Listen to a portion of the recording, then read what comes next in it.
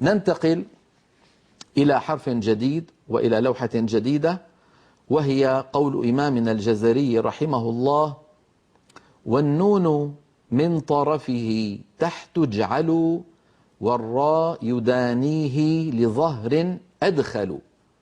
والنون من طرفه تحت اجعلوا، يعني انتقل الآن إلى حرف النون، وبين أن حرف النون مكانه أنزل قليلا بالنسبة إلى الحنك الأعلى من حرف اللام.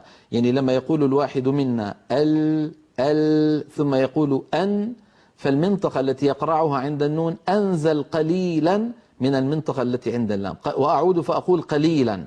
لاحظوا الصورة أن. نعم، اللوحة مكتوب عليها مخرج النون، تخرج النون من طرف اللسان مع ما يحاذيه من اللثة تحت مخرج اللام بقليل، ويصاحبها غنة من الخيشوم. هذا التجويف الذي ترونه في الصورة فوق الفم، والذي ينتهي بفتحتي الأنف من الأمام، ومن الخلف ينتهي بما يسميه علماء التشريح نفير أوستاش، هذه المنطقة اسمها عند العرب الخيشوم، وهي عبارة عن تجويف خلقه الله عز وجل خلف أنوفنا وفوق غار الحنك. هذا التجويف له عدة وظائف، وفيه تجاعيد من الداخل. من جملة تلك الوظائف تنقية الهواء من الغبار، لأن في داخل الأنف كما نعلم خلق الله عز وجل شعيرات تمسك الأوساخ الكبيرة الحجم التي تدخل من الأنف حتى لا تصل إلى الرئة. فإذا أمسكت تلك الشعيرات الأوساخ الكبيرة أو العوالق الكبيرة في الهواء، بقيت العوالق الناعمة وصغيرة الحجم والهباءات.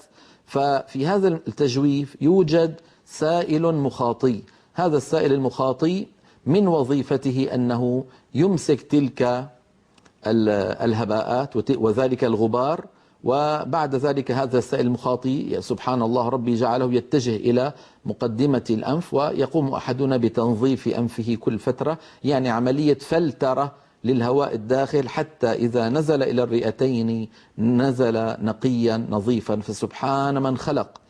الأمر الثاني أن هذه التجاعيد الموجودة في داخل الخيشوم تؤدي إلى تدفئة الهواء الداخل، فإذا كان الجو باردا فإن دخول الهواء البارد إلى الرئتين قد يؤذيهما، فجعل الله عز وجل هذا الخيشوم جهاز تدفئة وتنقية، تنقية من الغبار وتدفئة من البرودة، فيدخل الهواء من أنوفنا إلى التجويف إذا الخيشوم فيصير دافئا، فإذا نزل إلى الرئتين صار دافئا. وهذا ممكن يلاحظه كل منا بأن يخرج الهواء بدلا من أن يخرجه في هواء الزفير من أنفه يخرجه من فمه ويضع يده، فيجد بأن هذا الهواء دافئ، وسبب هذا الدفء هو ما ذكرناه من هذه الصنعة المتقنة، فسبحان الخلاق العظيم. الوظيفة الثالثة لهذا الخيشوم وهذا التجويف الأنفي هو إخراج صوت رنين. هذا الرنين كانت العرب تستعمله في حرفين، وسيأتي معنا الكلام عنه عند قول الإمام الجزري: وغنة مخرجها الخيشوم. إذن النون كما نرى يصاحبها غنة من الخيشوم. لو أخذنا أيضا ضغطة أخرى من اللوحة نجد بأن ظهر على اللوحة كتابة: سمى العلماء الجزء اللساني من النون النصف المكمل. نعيد: سمى العلماء الجزء اللساني من النون النصف المكمل. مكمل يا إخوة على وزن مفعل، يعني اسم مفعول. بينما لو أخذنا أيضا معلومة جديدة بنقرة جديدة على اللوحة نجد بأن ظهر كتابة: وسموا الجزء الخيشومي. لاحظوا بأنه قد ظهر أسهم زرقاء.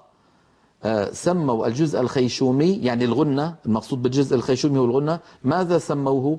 النصف المكمل. إذن خلاصة الكلام: النون نصفان، نصف مكمل وهو الجزء الفموي أو اللساني، ونصف مكمل وهو الجزء الخيشومي يعني الغنة.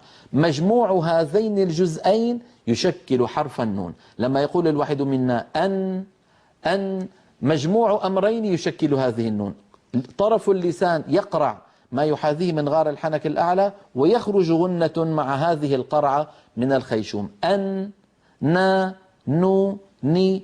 هذان الصوتان مع بعضهم أو هذه القرعة مع الغنة مجموعهما يشكل حرف النون.